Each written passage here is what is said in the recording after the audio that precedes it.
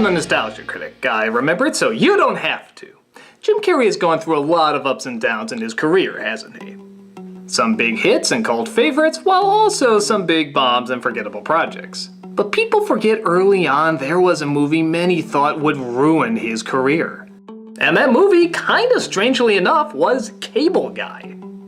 It's amazing the amount of hate this film got. Both critics of Jim Carrey and fans as well saw this as one of his biggest blunders. It's too dark, many people said. It's just not the typical Jim Carrey thing. The film didn't even really bomb, but the hatred from it was so massive that several see it as a giant failure. Luckily, he made Liar Liar immediately after, and his status was right back on track. But years after its release, I have to ask the question, is it really deserving of so much hate?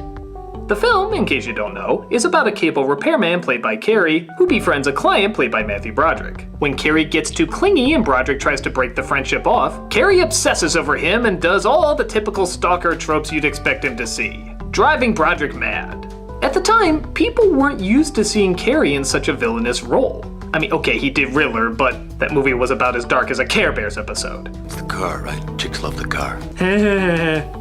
This was the first time we saw him in dark shadows, gloomy backdrops, and creepy glowing eyes. He was still goofy with a not surprisingly over-the-top lisp, but people said they just found it too jarring for Carrey to be in this role. Funny, seeing how Carrey would do much darker roles in the future, getting both critical and audience praise. The film was also a hard hit for its director Ben Stiller, who just had his show canceled, got panned for doing the movie, and shortly after would get grilled for directing Zoolander. Yeah, there was a time where even this movie was despised, partly because of the controversy involving erasing the World Trade Center from the film shortly after 9/11. Nowadays though, who even remembers that? We just see it now as a funny movie. It even has a sequel coming out. Since then though, Stiller has happily gotten some pretty big hits. He even directed a film that got an Academy Award nomination. Which is why I ask now, if we're more forgiving of strange humor and dark tones, is it possible Cable Guy isn't really that bad, it just came out at the wrong time? I mean, don't get me wrong, I wouldn't be shocked if you didn't like the film. Carrey's voice can get a little annoying, not all the jokes work, and it's not exactly a comic masterpiece. But I think there is more to this movie than people are giving it credit for. First of all, it centers around torturing Matthew Broderick, immediately a great setup. Second, the idea of an awkward stalker like this back then might not have been seen as so mainstream. Once in a while I come across a person who said, oh yeah, I love that movie. I've known a few clingy people like that. But for most they claim that Carrey was just acting too weird to even understand what he was doing. Now, with the internet, online stalking, and people getting emotional for even the tiniest thing, look back on this guy. Don't you think you might have seen someone like this before? He's obsessed over TV from the past, he thinks life is one big show, he has a problem with boundaries. Yeah, with the social media, we've all come across this guy now. Every day we see arguments and accusations from people who seem in their own sheltered world. One that's clearly not a part of reality. If you just replace Cable Guy with Guy Who Never Leaves the YouTube comment section, suddenly this makes a lot more sense, doesn't it? Thus, you can now see where the humor is coming from. Most awkward people online talk tough but hide behind the mother's skirt of ambiguity. Here, it's funny to imagine if that one guy didn't just like weird stuff but was actually desperate enough to devote his entire life to you. Come on, you know that one person you've speculated about. The one that was just a little too clingy? Isn't it funny to imagine they're doing creepy stuff like letting spiders crawl across their face, infiltrating your family, or donning disguises to follow you? You don't think they'd really do it, in fact they could actually be nice people. But admit it, it's funny to think how far someone being socially awkward can go.